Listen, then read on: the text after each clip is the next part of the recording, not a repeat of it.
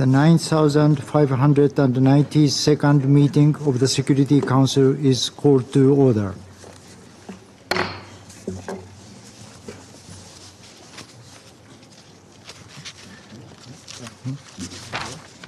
Okay. I give the floor to the representative of France. Monsieur le President, I thank you and wanted just at the very outset state that my delegation wishes for the agenda of this meeting to be put to the vote. I do not think that it's necessary to repeat once again what I said here last Monday, what I said in consultations on the 6th of March and then yesterday again. The Security Council is charged with dealing with international security crises, which are referred to us currently. It's not a forum for discussions on historical questions or those during, in particular, last century. Of course, and I say it here in this room in the presence of the permanent representative of Serbia and the representatives of Kosovo, if they're here as well.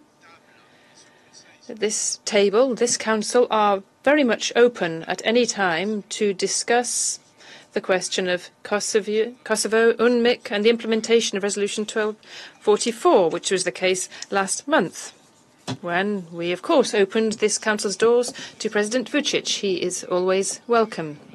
Another meeting will be held on Kosovo next month. This council is here to deal with current crises. The meetings requested by any members of the Council, whichever they be, upon current crises, and some of the crises on the agenda do mean that involve members of this Council, including permanent members, and it's quite normal that any meetings requested on this topic be organised. Of course. However, the Security Council is not here to replace historians or lawyers or jurisdictions, and so upon that basis, President, I would, if you will allow, like to put the agenda for this meeting to the Council's approval. And I encourage all members of this Council to not support the organisation of this meeting. I thank you. I thank the representative of France for their statement. I give the floor to the representative of Russian Federation. Thank you, Mr. President. We are witnessing today for the second time, witnessing the fact of the delegation of France using artificial pretexts and manipulating procedure so as to an attempt to block a meeting which was requested by Russia on the topic of the 25th year mark of NATO's aggression against Yugoslavia. Let me recall in the beginning that last time our French colleagues claimed that we had not asked Serbia's opinion as regards convening this meeting. And this is when we saw that in this chamber we have the acting Prime Minister Ivica Dačić, who came to New York specifically to participate in that meeting. In other words, France was openly misleading everyone in front of cameras. But let's leave that on the conscience of our French colleagues. This lie, in any event, is recorded forever in the record of our meeting. The French delegation and the British delegation and the American one on the 25th of March also stated that we supposedly did not consult with other members of the Council. Once again, this is not true because the expert discussion did take place as it always does. But to make sure that our colleagues no longer have any pretext to say that they were never asked, we yesterday organized the discussion specifically on that in the course of the Council consultations. The turnout of heads of missions at that meeting was very low, and this shows very clearly what is the level of their real interest in finding a way out of this issue that they created. All we heard from French colleagues as yesterday as today is a repetition of the topic that the aggression of NATO against Yugoslavia is a thing of the past, far past, and does not deserve the Council wasting its time on it. In other words, what we're witnessing today, once again, is that France, UK, and US do not want this Security Council to discuss a very inconvenient for them issue of the North Atlantic Alliance aggression against a sovereign state, in this case, against Yugoslavia. Colleagues, this is something that's already clear to everyone anyway. Do not try to hide behind a very inconvincing document about the supposedly purely historical nature of this issue. The situation in Kosovo and the issue of implementation, or rather not implementation, of Resolution 1244 is being under active consideration of the Council. And there is an objective reason for that. The situation in the province is deteriorating rapidly because the Western colleagues basically gave the Kosovo authorities a carte blanche to carry out any outrages against the Serbian population. The Western states themselves are grossly violating the resolution. As recently as yesterday, on the 27th of March, the Political Committee of the Parliamentary Assembly of the Council of Europe recommended that Kosovo be invited for membership in the Council of Europe. And this is given that Resolution 1244 of this Council confirms Kosovo's membership of a sovereign state of a UN member, Serbia. Colleagues, I'd like to put the following question to you. Can this be considered a thing of the past that the Security Council is no longer discussing, or are these decisions passed by the Council of Europe at variance with the resolution of a Security Council, which is a continuation of a destructive Western stance on the Balkans, became part of history the moment they were passed? Just as NATO ignored the Security Council in 1999 when they started their illegal aggression against sovereign Yugoslavia, today members of the alliance would resort to anything to make sure that the truth about their crimes be voiced out in the Council chamber. Let me ask the permanent representative of France. The Israeli-Palestinian conflict, which is as old as the UN, is this something that you do not consider to be a historic issue? The Six-Day War, 1973 events, are these not factors that impact the discussion of this issue in the Security Council, as well as Security Council resolutions dating from these years? Given the U.S. statements about the non-binding nature of Security Council decisions, we basically will not be surprised if you say that they do not. I think it would be very interesting for everyone to know what the moment is, according to your subjective classification. A Security Council issue becomes a thing of the past. Or are you asking that we automatically say that is a thing of the past when it's an inconvenient issue for France or its NATO allies? This hides the real issue for your concern, because that aggression is something that no one in the leadership of the alliance was held responsible for. And you're just simply afraid now that this issue will once again rise up fully. And what you're doing now is wordsmithing and procedural juggling to make sure this is not discussed in the Security Council. But today we have a very good reason to recall the responsibility of NATO politicians, because 25 years ago, exactly on the 28th of March, 1999, the President of the United States, after consultations with UK, France, Germany, and Italy, confirmed the decision to strengthen military strikes against Yugoslavia. What followed after that were more than 2 months of NATO bombardments. More than 2,000 civilians died. More than 12,000 were wounded. Against this background, all of your attempts to cover yourself up with a procedure look doubly hypocritical. We have many times explained our position on the fact that the Japanese presidency on the 25th of March did not put the issue to the vote, not the right issue, not the one that explains the essence of the difference. We also regret the fact that the presidency plays a purely technical role, whereas we know that scheduling a meeting is, of course, is a political responsibility. On the 25th of March, France, UK, and US opposed our putting on the agenda in traditional, directly related to a mandate and agenda item, threats to international peace and security. It's my understanding that today you're proposing another similar agenda item, maintenance of international peace and security, and I don't think that anyone will run the risk of saying that the situation of Kosovo, the underlying reason for it is for which is NATO aggression against Yugoslavia, is not related to international peace and security. I call on members of Security Council to think about what you will look like if you do not support a discussion on this item. I thank you. I thank the representative of Russian Federation for their statement. I give the floor to the representative of the United States. Thank you, Mr. President. Colleagues, let me brief you just a bit on the U.S. position. As you've just heard here, representative of the Russian Federation has claimed that some countries on this council are engaged in procedural juggling. On the contrary, it has been baffling how Russia has persisted with these ludicrous procedural arguments. These procedural issues are well settled and established practice. Russia knows better. After all, Russia itself has called procedural votes on the adoption of the agenda. This is all public record. Many of us here remember when Russia called a vote on the provisional agenda on January 31, 2022, to prevent the Council from discussing the buildup of hundreds of thousands of Russia's troops along the border with Ukraine. Then, the President of the Security Council framed the question on the procedural vote in line with existing and established practice, exactly as the Japanese presidency did this week. Russia did not take the floor to request a reframing of the question. It did not question the actions of the President at that 2022 meeting. Why not? Because Russia understood and was following established practice. So was everyone else.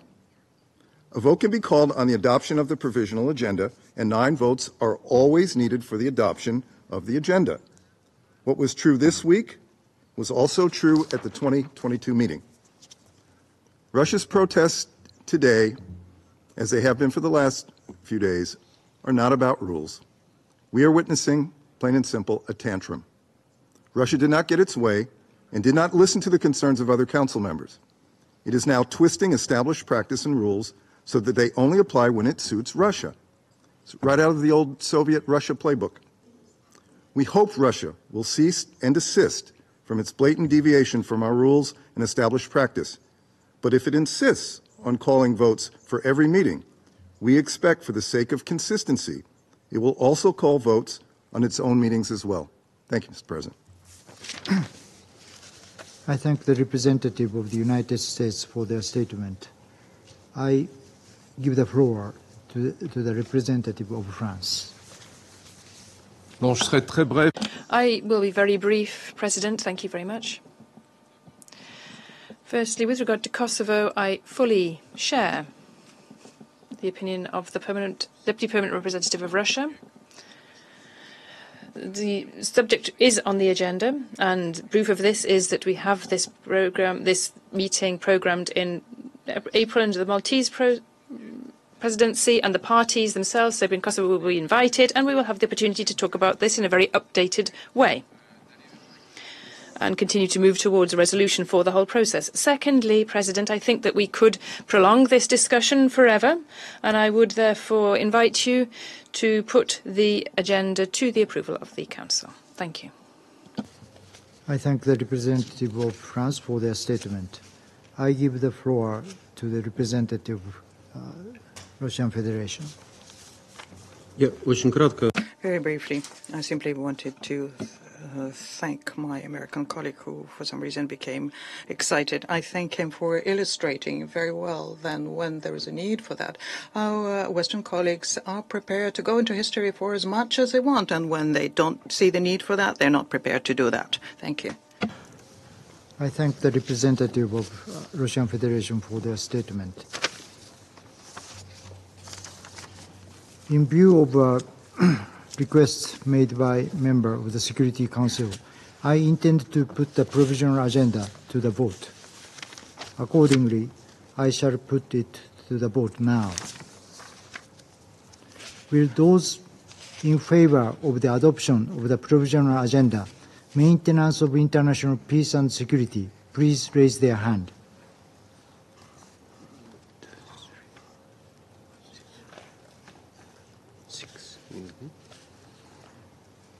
Those against? Abstentions?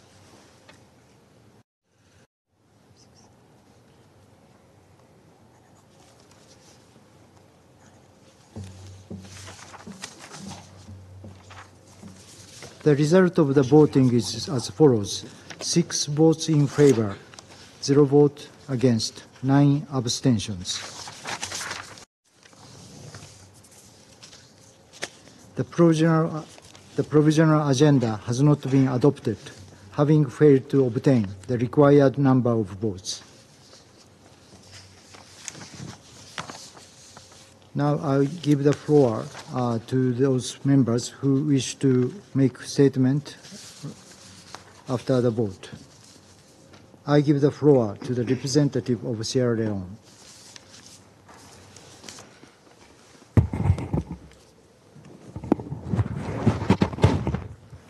Mr. President, Sierra Leone voted in favor to adopt the agenda of this meeting in recognition of the right accorded to members of the Security Council to request a meeting of the Council and in line with Rule 9 of the Provisional Rules of Procedure of the Council. Further, under Rule 2 of the Provisional Rules of Procedure of the Council, the President shall call a meeting of the Security Council at the request of any member of the Security Council. We note Article 35 of the UN Charter and the practice of the Council to allow for discussions on any issue which has implications for the maintenance of international peace and security. In ensuring that we maintain a practice of consistency and transparency, we align with the views that will allow for member states to be given the opportunity to speak on issues in the appropriate format. We close by stating that it is our sincere hope that the members of the Security Council can come together and find a common ground on the issue of holding procedural votes before every meeting. In our view, the Charter, the rules of procedure and practice of the Council effectively guide on how we work and how we should continue to work for the global good. I thank you. I thank the representative of Sierra Leone for their statement. I give the floor to the representative of Russian Federation. Thank you, Mr. President. First of all, I would like to thank all of those who supported us in the course of the voting today. There are many more of us, which means that our arguments are being heard. Furthermore, I must point out that in the voting today, that the voting confirmed the thesis we've been pushing forward in the within the framework of the Security Council reform, when we say that Western countries are overrepresented on the Council, and what we saw today is the best illustration of that theme possible. We regret the fact that the Council, because of the Western Troika, has been bogged out in a very unfavorable situation. It essentially refused to discuss its own agenda item just now, maintenance of international peace and security. In other words, Security Council members declined to implement their own mandate. This is a very serious blow to the reputation of this body of ours. France, UK, US sacrificed that for their own interests. The interest was to make sure that to do everything possible that we do not discuss here the issue of the illegal aggression by NATO against the sovereign state of Yugoslavia. But I will disappoint you when I say that you can have any kind of procedural manipulations to block one or even two Security Council meetings, but this will not wipe out the consequences of your destructive actions. Thousands dead and wounded people, depleted uranium poisoning of soil, an exponential growth of cancer cases, which, according to specialists, will haunt 60 future generations on the Balkans. And NATO created a hotspot in the center of Europe, which can explode at any point. In this regard, I would like to quote the statement in 1999 at special hearings in Congress made by the former senator and current president of the United States, Joe Biden. I quote, "I proposed then at the time to bomb Belgrade. I suggested that we send the American pilots and we blow up all of the bridges over the river. I was the one who proposed to stop oil supplies. I was the one who proposed these and many other specific actions." Colleagues, I hope that you understand that the more you try to hide the inconvenient truth, the wider it will be disseminated. During these days, the world has seen that you are still so afraid or even a hint about discussing your illegal aggression against sovereign countries who, and the cases of that over the past 2 years are numerous. Over the past 2 decades are numerous. After Yugoslavia, you had Iraq, Libya, Afghanistan, everywhere leaving a trace of death and destruction. And if so far, I underscore, you have been able to avoid a discussion of this in Security Council, do not hope that it will be just as easy for you to avoid responsibility for your actions. I thank you for your attention. I thank the representative of Russian Federation for their statement. I give the floor to the representative of China. Mr. President, today, the Security Council held another procedural vote on whether to convene an open meeting on the 25th anniversary of NATO's bombing campaign against the Federal Republic of Yugoslavia. We find this situation and the result of the vote disappointing and regrettable. At a similar vote on Monday, I made known our position, namely that China supports a Council meeting to review the lessons of and reflect upon this important episode in history, and on that basis to examine, discuss and debate the question of how to uphold the purposes and principles of the UN Charter, practice true multilateralism, advocate and promote equity and justice, and maintain international peace and security under the current circumstances. The last few days saw some disagreements among Council members over meeting arrangements, which have caused some disruptions to the workflow of the Council. This is not something any of us wanted, nor is it in any party's interest. Right now, the international peace and security are faced with grim challenges, and the Council's agenda is exceptionally heavy. It is inevitable that different members hold different positions and views on conflicts and disputes. But the least we can do is maintain cooperation among ourselves to the extent possible on procedural matters. This is the only way to keep this Council functioning as mandated. We encourage certain members to show flexibility and seek proper solutions to any issues through positive engagement in consultations. In this regard, the Council's IWG on working methods has a role to play. Thank you. I thank the representative of China for their statement. There are no more names inscribed on the list of the speakers. Before adjourning, since today is the last scheduled working day of the United Nations of this month, I would like to express the sincere appreciation of the delegation of Japan to the members of the Council and the Secretariat of the Council for all the support they have given us. Indeed, it has been a busy month, and one in which we rallied to consensus on several important issues within our purview. We could not have done it alone, and without the hard work, support, and the positive contributions of every delegation and the representatives of the Secretariat. We also thank the technical support team, conference service, officers, interpreters, verbatim reporters, and security staff. As we end our presidency, I know I speak on behalf of the Council in wishing the delegation of Malta the good luck in the month of April. With that, the meeting is adjourned.